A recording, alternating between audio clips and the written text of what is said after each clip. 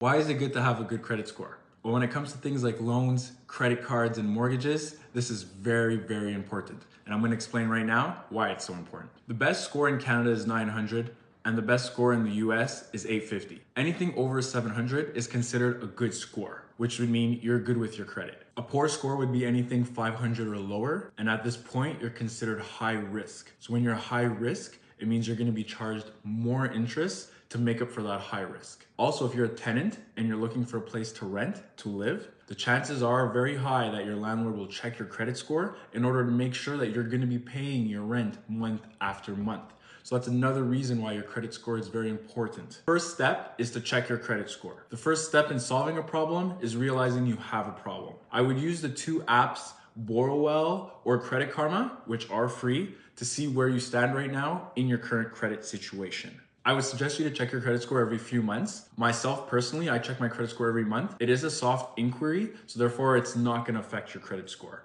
I'm going to show you the difference between a good and a bad credit score. So as you see in the photo, you want to be in the green area. This is going to be a great score for you. This means you're going to be getting the best credit card options. You're going to be getting the best interest rates when it comes to purchasing your home. And this is just going to give you the best options just in general. So you want to aim for the green.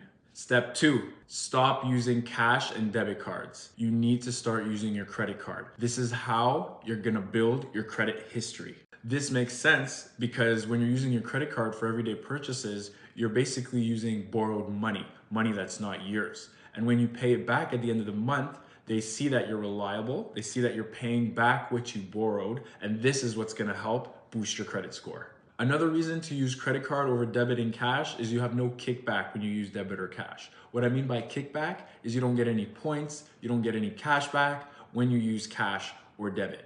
For example, if I get 2 to 4% cash back on a credit card and I spend $10,000 over the year with cash or debit, I'm not getting back anything.